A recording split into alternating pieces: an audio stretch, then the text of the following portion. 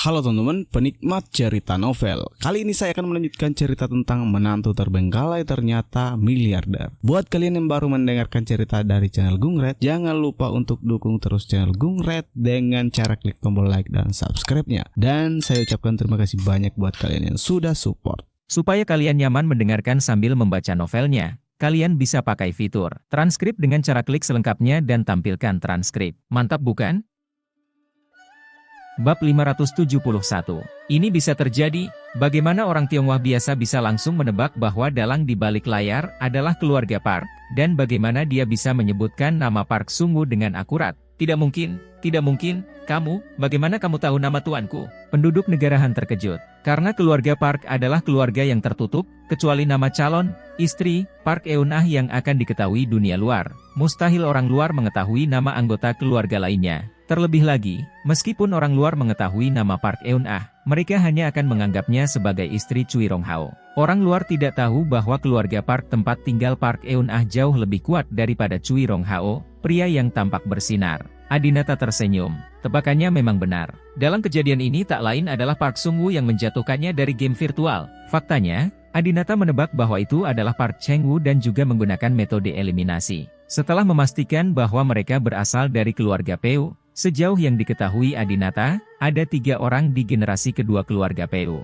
Di atas Park Eun-ah dan Park Sung-woo, ada kakak laki-laki tertua, tetapi kakak laki-laki tertua lebih tua.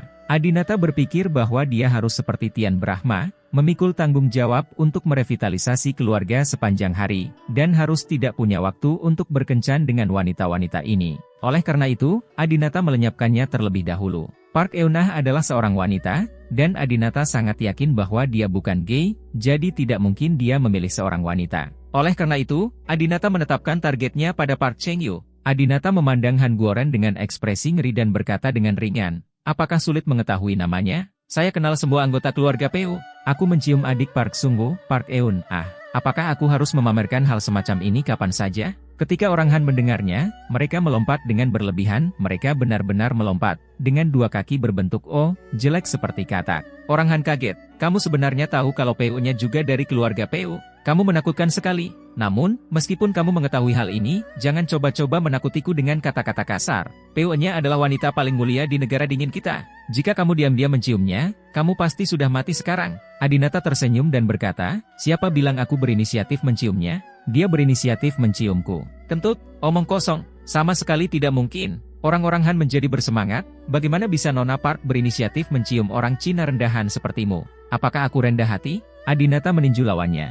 Dia tahu bahwa wanita itu adalah bangsawan, dan dia juga tahu bahwa orang sebangsa Han ini tidak akan mempercayainya. Jika orang sebangsa Han ini tidak mempercayainya, Adinata tidak akan memukulnya. Namun dia justru menyebut Adinata tercela, mengira Adinata lebih rendah dari istrinya, jadi dia tidak bisa menyalahkan Adinata karena mengambil tindakan. Adinata berhenti berbicara omong kosong kepadanya dan berkata, "Katakan padaku, apa yang dilakukan Park Cheng-yu di Tiongkok mengumpulkan wanita paruhbaya yang cantik ketika mereka masih muda? Apakah dia menyukai wanita tua? Bah, kamu hanya menyukai wanita tua yang keriput. Tuanku menyukai wanita muda dengan kulit cerah, kulit cantik, dan kaya kolagen." Rekan senegara Han itu muntah. Adinata bertanya, "Karena kamu juga menyukai anak muda, mengapa kamu harus mencari wanita yang berusia di atas 40 tahun ini?" Han Guoren mencibir, "Aku tidak akan memberitahumu, kamu tidak pantas mengetahuinya. Undang ibu mertuamu yang cantik, dan aku akan berbicara dengannya sendirian, hehe." Pengadilan kematian. Adinata mengepalkan tangannya, dia ingin tahu seberapa keras tulang orang ini. Orang-orang dari negara Han tidak seperti orang-orang dari negara kepulauan yang lebih memilih mati daripada menyerah. Kebanyakan dari mereka sangat sadar akan citra. Beberapa hanya perlu mengancam untuk menghunus pisau di wajah mereka, dan mereka akan sangat takut sehingga mereka akan mengatakan apapun. Orang-orang Han terus mundur, mengetahui di dalam hati mereka bahwa meskipun mereka membawa beberapa pengawal, mereka mungkin bukan lawan Adinata saat ini. Jadi, rekan senegara Han itu tiba-tiba mengeluarkan pil dari sakunya, lalu dengan cepat memasukkannya ke dalam mulutnya dan menelannya. Huazi terkejut dan berteriak, "Sialan, saudara Adinata, mungkinkah orang sebangsa Han ini takut kamu akan menyiksanya untuk mendapatkan pengakuan? Jadi dia minum obat dan bunuh diri terlebih dahulu? Aku pusing, bukan, mati, dia mati ini akan merepotkan, dan aku harus ditahan oleh ayahku." Bahkan jika itu adalah orang mati, keluarga Huazi dan Adinata dapat menanganinya dengan mudah mengingat kekuatan mereka di ibu kota. Namun, keluarga-keluarga di ibu kota saat ini sangat berhati-hati, dan jika hal seperti ini terjadi pada anak-anak mereka, mereka akan ditangani dengan serius. Kadang-kadang, apa yang ditangani oleh keluarga mungkin tidak lebih ringan dari hukum. Adinata mengerutkan kening. Berdasarkan penilaian Adinata terhadap orang ini, dia merasa bahwa orang sebangsa Han ini seharusnya adalah orang yang lemah dan seseorang yang takut mati. Apakah tebakan Adinata salah? Setelah meminum obat tersebut, Han Guoren tidak merasa aneh, namun tertawa. Haha, sekarang saya telah meminum obat unik yang mematikan saraf dari keluarga Peu. Tidak peduli metode apa yang Anda gunakan untuk menyiksa saya sekarang. Saya bahkan tidak akan mengatakannya dia. Wah, aku tidak percaya kamu punya nyali untuk membunuhku. Oh, Adinata terkejut. Ternyata orang sebangsa Han ini meminum obat yang mencegah penyiksaan dan pemerasan pengakuan. Ada orang yang tidak tahan dengan rasa sakit di kulit dan dagingnya. Setelah meminum obat ini, betapapun beratnya siksaan yang diderita tubuhnya, mereka tidak merasakan apa-apa. Adinata memerintahkan Huazi, "Huazi, temukan tali dan ikat dia." Huazi langsung membeku. Dia hanya ingin mendapat uang tambahan dan tidak pernah berpikir untuk melakukan hal seperti itu. Adinata berkata, "Kamu sudah terlibat dalam masalah ini. Jangan berpikir untuk tidak ikut campur. Ikuti instruksiku, atau aku akan menjatuhkanmu. Itu pilihanmu." Huazi tidak tahan dengan rasa sakit fisiknya, dan terus berkata, "Aku akan mengikatnya, aku akan mengikatnya." Dia segera menemukan tali tebal dan dengan paksa menahan Han Guoren. Butuh banyak usaha untuk mengikatnya ke kursi. Sial, bajingan ini menendangku beberapa kali. Aku menendangnya berkali-kali dan dia bahkan tidak berteriak. Saudara Adinata, sepertinya apa yang dia katakan itu benar. Setelah minum obat, dia sepertinya tidak merasakan sakit lagi. Apa yang harus saya lakukan? Penyiksaan untuk mendapatkan pengakuan tidak berhasil lagi. Huazi sedikit khawatir tentang Adinata, takut Adinata tidak bisa menanyakan apa yang ingin dia ketahui. Meski orang Han diikat di kursi, mereka tetap berteriak dengan angkuh, "Orang rendahan, kamu tidak tahu betapa kuatnya teknologi dan kekuatan yang kamu hadapi. Apa menurutmu dengan mengikatku, kamu bisa menanyakan apa yang ingin kamu ketahui? Itu hanya angan-angan saja. Bahkan jika kamu memotong tanganku, aku tidak akan berteriak. Aku harus memperingatkanmu, jika kamu berani menyakitiku, keluarga Peu akan membuatmu membayar dengan darah." Semakin Adinata memandang rekan senegaranya Han yang sombong ini, semakin dia tidak menyukainya.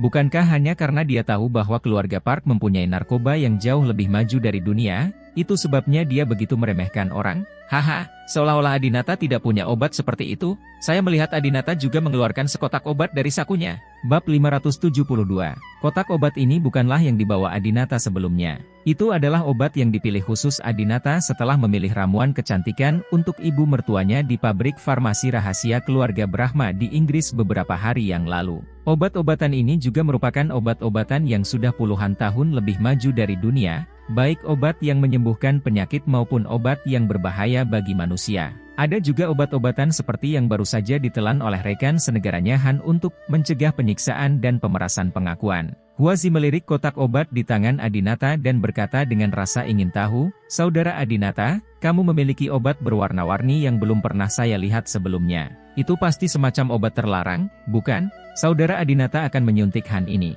Rekan senegaranya kedokteran, ketika orang Han melihat kotak obat Adinata, mereka tertawa dengan nada menghina. "Hahaha, kamu orang Cina yang bodoh. Kamu ingin membiusku dan memaksaku untuk mengatakan yang sebenarnya? Itu hanya angan-angan. Sudah kubilang sebelumnya, bukan saja aku tidak bisa merasakan sakit di tubuhku, aku juga kehilangan indera perasa, dan aku kebal terhadap obat apapun. Tidak peduli obat apa yang kamu berikan padaku, itu tidak akan berpengaruh apapun. Lemahnya tingkat medis bangsa Tiongkok berani pamer di depan saya. Dalam kata-kata kalian orang Tiongkok, kalian pamer di depan Guankong." Keberanian dan kesombongan orang Han membuat Huazi muak. Awalnya, Huazi ingin menjadi pembawa damai antara orang Han dan Adinata. Tapi sekarang dia telah mendengarkan Adinata dan mengikat orang Han, dia mungkin juga berada di tim Adinata. Huazi berkata, "Apa yang membuatmu begitu sombong? Tingkat medis di negara Han tidak lebih tinggi dari negara kita di Tiongkok. Kamu membuatnya tampak seperti kamu begitu kuat. Sial, aku tidak tahan dengan kesombonganmu. Kamu bilang kamu tidak punya indera perasakan?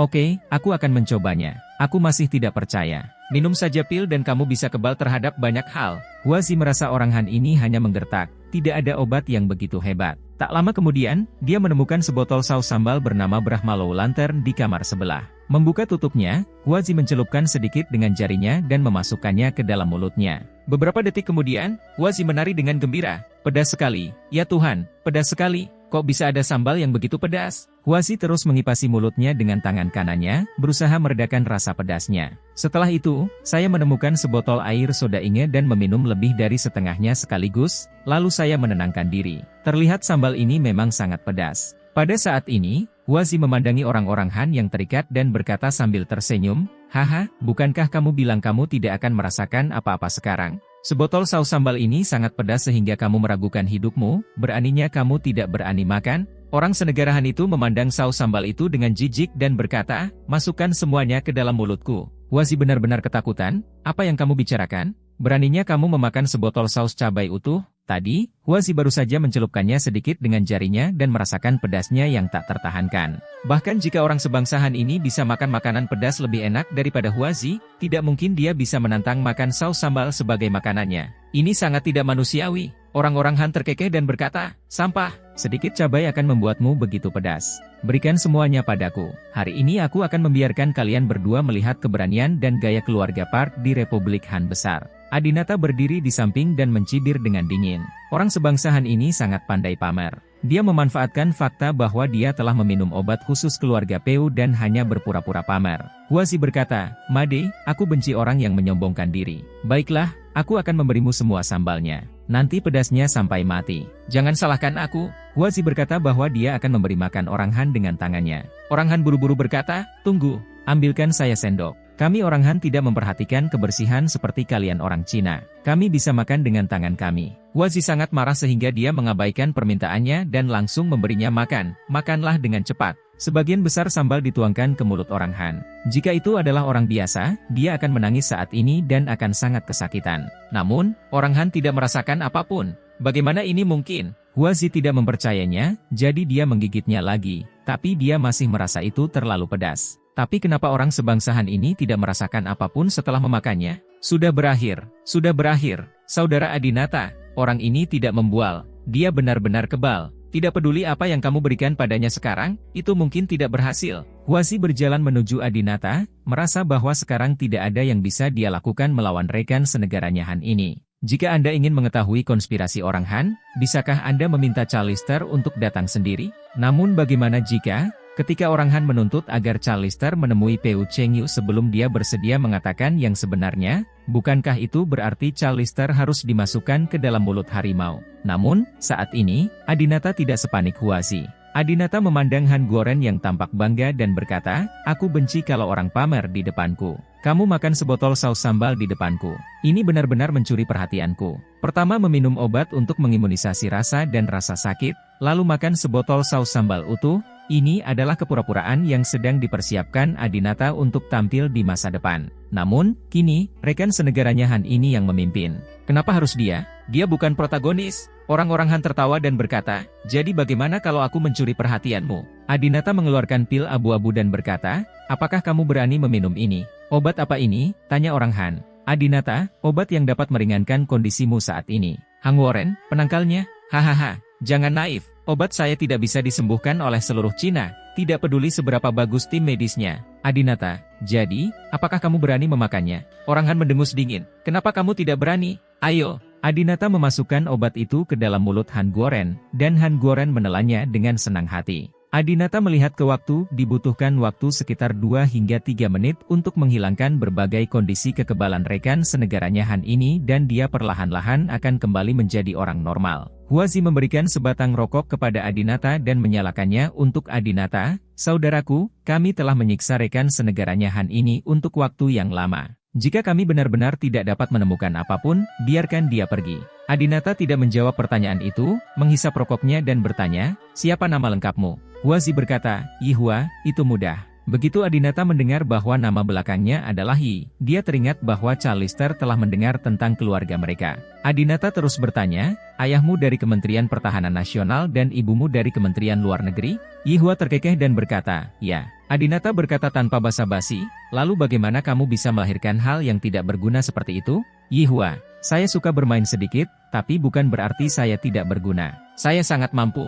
Adinata, maksudmu wanita, kan? Yihua tersenyum dan berkata, saudaraku, kamu mengemudi terlalu tidak terduga. Saat keduanya sedang ngobrol, tiba-tiba ada pergerakan dari orang Han yang diculik di sana. Ayo aksi, sialan, pedas, pedas, pedas, pedas, itu membunuhku. Bab 573. Ahaha desis. Wajah Hangwo yang diculik langsung berubah menjadi dua warna merah, dan dia membuka mulutnya lebar-lebar untuk menghembuskan napas. Air liurnya terus mengalir tanpa henti. Air, beri aku air. Ah, itu membunuhku, beri aku air. Orang senegara Han itu begitu kepanasan hingga dia terjatuh dari kursinya ke tanah, masih berjuang di tanah. Yihua sangat gembira saat melihat pemandangan ini. Haha, saudara Adinata, obat yang kamu berikan padanya berhasil. Obat kekebalannya telah teratasi. Adinata memperhatikannya berguling-guling di tanah, berjalan dan bertanya, apakah kamu tidak akan menunjukkan kepada kami gaya dan keberanian keluarga Park di Great Cold Republic? Sebotol saus sambal saja bisa membuatmu berguling-guling di lantai. Bukankah ini terlalu lemah? Han Guoren terbaring di tanah,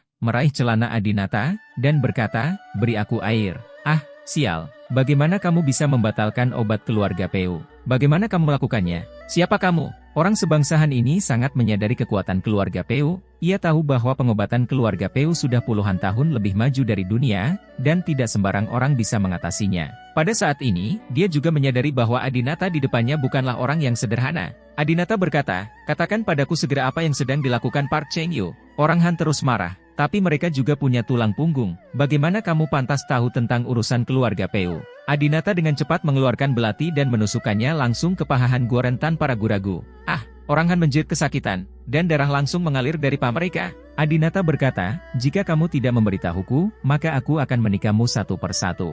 Aku jamin aku bisa menikahmu 100 kali sebelum kamu mati. Jika kamu memiliki stamina untuk menahan tusukan 100 kali, maka kamu tidak perlu mengatakan apapun. Jika tidak, aku menyarankan kamu untuk mengatakannya sesegera mungkin. Setelah mengatakan itu, Adinata dengan cepat menikahnya untuk kedua kalinya tanpa memberi waktu pada orang Han untuk merespons. Ah, orang Han kembali menjerit kesakitan. Yihua yang berdiri di samping juga terkejut dengan keberanian dan keberanian Adinata. Han Guoren tahu bahwa Adinata pasti tidak bercanda dengannya, dan sekarang dia telah bertemu dengan karakter yang kejam. Jadi, ketika Adinata hendak menikahnya untuk ketiga kalinya, Han Guoren berkata dengan cepat, aku berkata, aku bilang aku akan menceritakan semuanya padamu. Mendengus. Adinata mendengus dingin. Dia sudah menduga bahwa orang sebangsa Han ini jelas bukan pria tangguh. Selama dia menunjukkan sisi kejamnya, dia pasti akan menyerah. Adinata mengambil kembali belatinya dan berkata, katakan padaku secepatnya, mengapa Park Cheng-yu memilih wanita paruh baya berusia 40 tahun? Mengapa tidak memilih gadis berusia 17 atau 8 tahun? Adinata masih tidak bisa memahami ini. 40 tahun, betapapun terawatnya mereka, tetaplah wanita tua, pria mana yang tidak menyukai gadis muda? Han Guoren berkata, Tuan kami menganggap gadis berusia 17 atau 8 tahun terlalu muda, tidak punya pengalaman, tidak bisa membujuk orang, dan tidak menyenangkan sama sekali.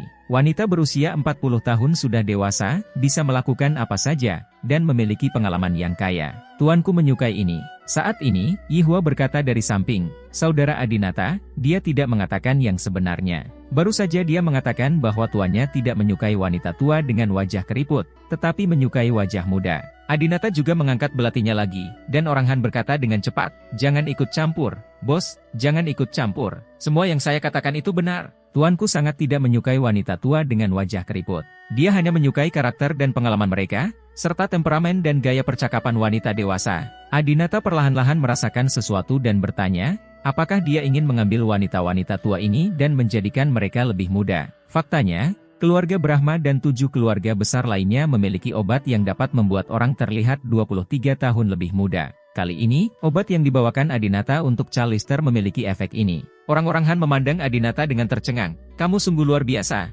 Ya, tuan kita dapat membuat wanita paruh-baya 10 tahun lebih muda. Ubah dia menjadi seperti 10 tahun yang lalu. Jadi, saya mencari wanita paruh-baya yang cantik saat masih muda di Tiongkok. Meski usianya 40 tahun, tidak masalah. Karena saat kita ke negeri Han, kita bisa menjadikan mereka berusia 30 atau bahkan berusia 20 tahun. Terlihat seperti ini. Adinata dan Yihua sama-sama kaget, terutama Yihua. Yihua, apakah kamu sedang menyombongkan diri? Umur 40 tahun berubah menjadi 30 tahun? Apakah kamu sedang melakukan trik sulap? Aku tahu kamu orang Han pandai dalam operasi plastik, tetapi tidak peduli bagaimana kamu melakukannya, kamu hanya akan terlihat lebih baik, bukan lebih muda. Orang-orang Han tertawa dan berkata, dengan level Anda, bagaimana Anda bisa memahami prinsip-prinsip ilmiah di sini? Siapa bilang penuaan tidak bisa diubah? Ini berlaku untuk orang lain, tetapi bagi keluarga besar PU, tidak ada yang tidak mungkin. Saat ini, Adinata tetap diam. 10 tahun lebih muda agar terlihat seperti 10 tahun yang lalu, Adinata baru saja kembali dari pabrik farmasi rahasia keluarga Brahma, obat kecantikan terbaik yang didapatnya dari sana hanya 23 tahun lebih muda. Apalagi hal ini membutuhkan proses yang panjang. Mungkinkah tingkat medis keluarga PU lebih baik daripada keluarga Brahma? Adinata berkata kepada Yihua, kamu terus menginterogasinya di sini sementara aku pergi ke toilet. Baiklah, saudaraku. Adinata keluar dari kamar dan memanggil Heen. Heen adalah apoteker paling berbakat di bidang medis keluarga Brahma. Halo, Heen, izinkan aku bertanya kepadamu, apakah tingkat kesehatan dari 8 keluarga rahasia kita saat ini sudah mencapai titik yang bisa membuat seseorang 10 tahun lebih muda? Apa? 10 tahun lebih muda? Apakah kamu dari keluarga Hangwo Peu? Adinata berkata, ya, keluarga Peu diam-diam memilih orang-orang di Tiongkok. Mereka memilih wanita paruhbaya yang semuanya berusia 40 tahun. Salah satu syarat yang diperlukan adalah mereka harus sangat cantik ketika mereka masih muda. Saya mendapat informasi bahwa mereka bisa membuat wanita paruhbaya berusia 40 tahun terlihat seperti berusia 30 tahun atau bahkan lebih muda. Hen juga menjadi takjub, ya Tuhan. Keluarga Peu dari Han benar-benar luar biasa. Saya tidak menyangka bahwa teknologi tata rias medis keluarga Peu telah mencapai tingkat yang begitu mengerikan. Adinata, di antara 8 keluarga besar kami, mereka fokus pada bidang yang berbeda. Orang Han paling menghargai penampilan. Oleh karena itu, mereka telah mempelajari cara tampil baik dan tampil lebih muda selama beberapa dekade. Jika itu keluarga Peu, aku yakin mereka bisa melakukannya. Adinata juga terkejut karena keluarga Peu telah membuat terobosan luar biasa dalam hal ini. Tiba-tiba membalikkan 10 tahun penuaan. Ini sungguh keterlaluan. Dengan cara ini, wanita cantik tidak akan khawatir menjadi tua sama sekali. Heen berkata, saya khawatir di antara 8 keluarga besar, hanya keluarga Peu di negara bagian Han yang dapat mencapai teknologi semacam ini. Keluarga Brahma sebenarnya memiliki tim yang berspesialisasi dalam bidang ini. Sayangnya, kemajuannya lambat. Saat ini, itu hanya bisa dilakukan ketika kamu menjadi 3 tahun lebih muda, kesenjangan antara kamu dan keluarga Park terlalu besar. Adinata tidak bisa menahan diri untuk tidak menghela nafas, dia tidak mau. Keluarga Brahma sebenarnya tidak sebaik keluarga Peu. Bab 574. Jika Anda tertinggal, Anda akan dikalahkan. Ini adalah pelajaran yang ditinggalkan oleh para pendahulu yang tak terhitung jumlahnya. Keluarga Brahma kini tertinggal dari 7 keluarga besar lainnya di banyak daerah, pantas saja keluarga-keluarga ini ingin mengeluarkan keluarga Brahma dari 8 keluarga besar. Orang Han layak menjadi ras yang paling memperhatikan wajah. Mereka adalah yang terbaik di dunia dalam teknologi bedah plastik. Kini, mereka telah mengembangkan teknologi yang bisa membuat Anda 10 tahun lebih muda, yang luar biasa. Setelah menutup telepon dengan Heen, Adinata segera menghubungi nomor telepon kakeknya. Adinata, kakek, saya mengetahui tujuan keluarga Peu merekrut orang di Tiongkok. Di ujung lain telepon, Chonghai Brahma juga sangat gembira. Begitu cepat? Apakah kamu serius? Katakan padaku apa yang ingin dilakukan keluarga Peu. Chonghai Brahma tahu bahwa Adinata baru saja kembali ke Tiongkok kurang dari sehari dan bahkan tidak punya cara untuk memeriksanya, bagaimana dia bisa mengetahuinya begitu cepat. Jika Tian Brahma ditugaskan untuk melakukan ini, saya khawatir tidak akan ada kemajuan selama berbulan-bulan. Bagaimanapun, keluarga Park juga merupakan keluarga yang tertutup, dan sangat sulit untuk mengetahui pergerakan mereka. Ini membuatnya lebih bertekad, Chonghai Brahma ingin Adinata mewarisi kepercayaan keluarga Brahma. Adinata berkata, saya juga kebetulan bertemu dengan seorang pria Hangwo yang mencurigakan. Dia menghabiskan banyak uang di negara itu untuk menemukan seorang wanita paruhbaya yang cantik ketika dia masih muda, dan dia menemukan Ibu Anastasia. Chonghai Brahma, jadi begitu. Apa tujuan mereka menemukan wanita paruhbaya? Adinata berkata, Peu Chengyu, generasi kedua dari keluarga Peu, mungkin menyukai wanita dewasa, jadi dia mengirim orang untuk mencari mereka di Tiongkok. Kakek, ku dengar teknologi medis keluarga Peu saat ini bisa membuat wanita paruhbaya berusia 40 tahun terlihat seperti berusia 30 tahun. Chonghai Brahma juga sangat terkejut setelah mendengar ini. Apa? Keluarga Peu sebenarnya telah berkembang hingga bisa membuat orang 10 tahun lebih muda? Pantas saja keluarga Peu mempermalukan kami dengan begitu tidak bermoral selama pertemuan terakhir 8 keluarga besar. Keluarga Brahma tidak menganggap serius keluarga Brahma kami. Tingkat medis keluarga Peu sungguh luar biasa. Mendengar Chonghai Brahma mengatakan bahwa keluarga Brahma telah dipermalukan oleh keluarga Peu, Adinata tidak bisa menahan diri untuk tidak mengepalkan tinjunya. Selama pertemuan terakhir 8 keluarga besar, Adinata tidak ada di sana dan tidak bisa membela kakeknya. Lain kali, ketika 8 keluarga besar berkumpul lagi, Adinata bersumpah bahwa dia tidak akan pernah membiarkan keluarga manapun mempermalukan keluarga Brahma. Chonghai Brahma terus bertanya, apakah teknologi keluarga Peu hanya mengubah wajah seseorang seperti 10 tahun yang lalu? Atau apakah itu mengubah seluruh fungsi tubuh seperti 10 tahun yang lalu? Adinata berkata, saya tidak tahu tentang ini. Chonghai Brahma, baiklah, Adinata, kamu harus terus menanyakan masalah ini dan mencari tahu yang mana. Jika hanya penampilanmu 10 tahun lebih muda, itu bukan masalah besar. Jika fungsi fisikmu juga 10 tahun lebih muda, itu buruk. Adinata memikirkannya dengan hati-hati, memang benar demikian. Jika demikian, maka manusia tidak perlu khawatir menjadi tua. Khusus bagi atlet, usia 40 tahun bisa menjadi 30 tahun, dan usia 30 tahun bisa menjadi 20 tahun, atlet selalu bisa berada pada puncaknya. Bahkan mungkin suatu saat bintang NBA dari generasi berbeda seperti Jordan, James, S1 Pronunciation Grady, dan Doncic akan bermain bersama. Batuk, batuk, batuk. Di sisi lain telepon, Chonghai Brahma tiba-tiba terbatuk. Adinata dengan cepat bertanya dengan prihatin, kakek, apakah kamu merasa tidak enak badan? Chonghai Brahma tersenyum dan berkata, saya merasa tidak enak badan. Ini bukan 1 atau 2 hari lagi. Tidak apa-apa. Jika bukan karena tingkat medis kita yang lanjut, saya mungkin tidak akan hidup sampai usia 60 tahun. Sekarang, umurku sudah lebih dari 70 tahun, aku khawatir aku tidak akan mampu bertahan sampai aku berumur 80 tahun. Chonghai Brahma berusia 78 tahun ini, dan dia hampir menginjak usia 80 tahun. Adinata berkata, kakek, kamu pasti akan hidup sampai usia 100 tahun. Bagaimana mungkin kamu tidak hidup sampai usia 80 tahun? Kamu terlalu khawatir.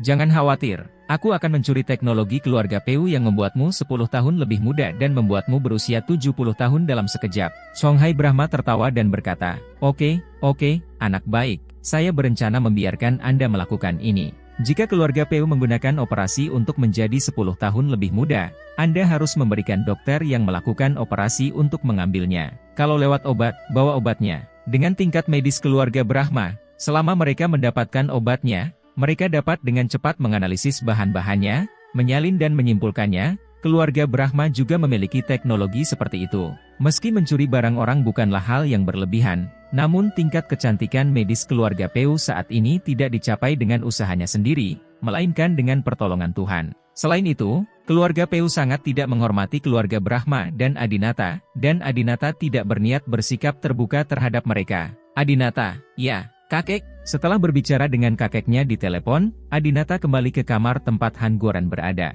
Yihua memberinya sebotol air mineral. Penduduk asli Hangwo itu meminum airnya dalam beberapa teguk, namun mulutnya masih terasa pedas dan berkilau. Adinata datang, tersenyum dan melihat ekspresi malu pria desa Han ini, dan berkata, aku tidak memaksamu makan saus sambal tadi, kamulah yang bersikeras menunjukkannya kepada kami 2 orang Tionghoa. Untuk sebentar, Anda memiliki keberanian seperti orang-orang dari Republik Dingin Besar Tiongkok. Keberanianmu sungguh tidak sedap dipandang. Orang-orang di negara bagian Han terkejut dan tidak bisa berkata apa-apa.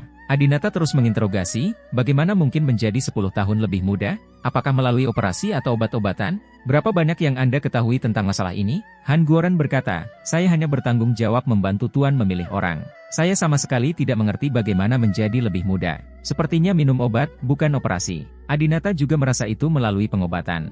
Jika dia menjalani operasi, itu akan menjadi operasi plastik. Adinata berkata, saya ingin Anda membantu saya mendapatkan obat ini. Han Guoran segera menolak, ini tidak mungkin. Bahkan jika Anda membunuh saya, itu akan sia-sia. Posisi saya sangat rendah hati. Hanya anggota inti dari tim obat keluarga Peu yang bisa mendapatkan obat ini. Saya bahkan tidak bisa mendapatkannya. Kamu tidak memenuhi syarat untuk menyentuhnya. Adinata berpikir sejenak, dan sepertinya pria desa Han ini tidak berbohong. Jika itu adalah keluarga Brahma, mereka tidak akan memberikan hak sebesar itu kepada anggota non-staf di luar. Adinata bertanya, setelah Anda menemukan seseorang di Tiongkok, apakah Anda akan mengirimkannya langsung ke Han? apakah Anda akan membawa mereka langsung menemui Park Cheng-yu? Orang sebangsa Han itu menggelengkan kepalanya, tidak, tuanku tidak suka melihat obasan yang tampak tua. Saya membawa mereka ke rumah sakit swasta keluarga Peu untuk membuat mereka lebih muda terlebih dahulu, dan kemudian saya akan membawa mereka dengan sukses. Wanita, pergi menemui tuanmu. Adinata sangat gembira, bagus sekali. Kali ini, aku akan pergi ke negeri dingin bersamamu. Adinata berencana menyamar sebagai pendamping rekan senegaranya Han ini, mengawal kecantikan Tiongkok bersamanya, menyelinap ke rumah sakit swasta keluarga Peu, dan mencuri obat-obatan medis keluarga Peu. Mendengar ini, Yihua di samping tiba-tiba berkata, Saudara Adinata, apakah kamu ingin membawa Bibi Sang ke negeri Han? Aku ingin pergi juga, bisakah kamu memasukkanku? Bab 575. Anda? Adinata memandang Yihua, tapi dia tidak menyangka bahwa Yihua benar-benar akan menawarkan untuk pergi ke negeri Han bersamanya untuk menangani masalah ini. Yihua berkata, saya disalahkan karena buta dan bodoh. Saya tidak tahu saudara Adinata begitu kuat. Sekarang saya akhirnya mengerti mengapa keluarga Sakti menikahkan saudari Anastasia dengan Anda. Belum lagi, tak seorang pun di bawah menteri provinsi bisa mendapatkan ramuan ini di tanganmu. Aku ingin pergi ke negara Han bersamamu untuk mendapatkan pengalaman dan berkontribusi pada tanah air kita. Sungguh keterlaluan bahwa orang-orang dari negara Han ini merekrut orang-orang secara sembarangan di negara kita, Tiongkok. Adinata terkekeh dan berkata, kamu adalah seorang pemuda dari keluarga kaya. Kamu tidak memiliki kekuatan untuk menahan seekor ayam.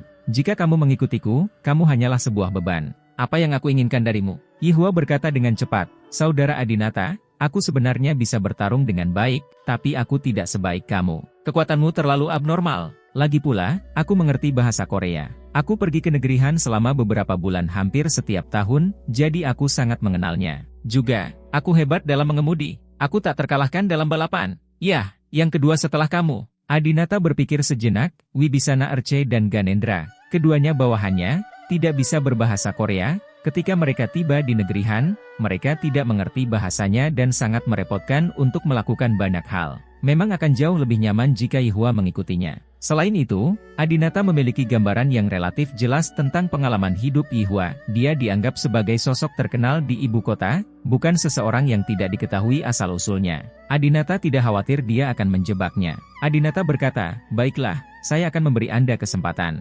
Saya tahu betul di mana orang tua Anda bekerja. Jika Anda mengikuti saya karena motif tersembunyi, maka saya dapat memberitahu Anda sebelumnya. Jika Anda menyinggung perasaan saya, tidak peduli seberapa kuat Anda orang tuamu ada di ibu kota, mereka tidak bisa melindungimu. Yihua berkata cepat, ya, saya pasti tidak berani berpikir dua kali. Ngomong-ngomong, kakak Adinata, apakah kamu benar-benar ingin membawa Bibi Sang ke negeri dingin? Bukankah itu terlalu berisiko? Bagaimana jika Bibi Sang tertarik dengan pria bernama Peu? Adinata berkata, tentu saja saya tidak akan membawa ibu mertua saya ke sana untuk mengambil risiko. Chalister adalah ibu kandung Anastasia. Bagaimana Adinata bisa membawa Chalister ke wilayah keluarga Peu? Jika operasi Adinata gagal, Chalister akan berada dalam bahaya. Dengan kekuatan keluarga Peu, Adinata tidak yakin dia bisa membawa Chalister pergi tanpa cedera. Yihua berkata dengan terkejut, hah?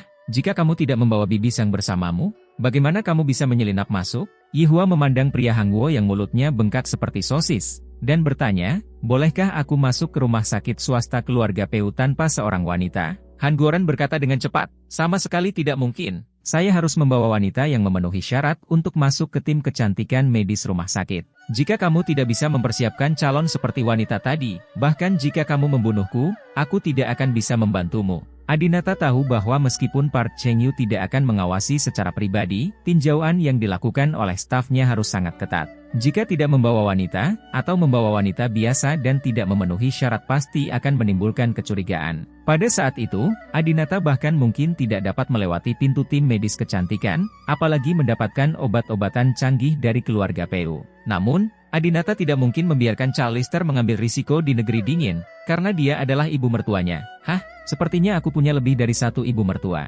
Adinata tiba-tiba berpikir bahwa dia juga memiliki mantan ibu mertua, Ibu Jelita, Juwita Jayanti. Berbicara tentang Juwita, wanita ini bahkan lebih menyebalkan dari Chalister. Alasan mengapa Callister melawan Adinata sepenuhnya karena Adinata menembak dan melukai putranya. Jika kejadian ini tidak terjadi, Adinata yakin dia dan Callister akan rukun. Tapi Juwita Jayanti hanya meremehkan Adinata dan sering menindas Adinata dalam 3 tahun sejak dia menikah dengan keluarga Wibisana. Terlebih lagi, penampilan Jelita sebanding dengan Anastasia. Adinata percaya bahwa penampilan Juwita Jayanti ketika dia masih muda seharusnya tidak lebih buruk dari Callister. Memikirkan hal ini, Adinata segera memutuskan untuk meninggalkan Aurous Halls untuk menemui Juwita Jayanti. 3 jam kemudian, Aurous Halls, area Villa Sishan. Di sebuah villa mewah, Nyonya Wibisana, yang berusia lebih dari 80 tahun, sedang berbaring di kursi berharga dengan seekor pudel di pelukannya. Tangannya yang penuh perubahan kehidupan terus membelai pudel itu. Di sebelahnya ada kedua putranya, Mahardika Wibisana dan Ismoyono Wibisana,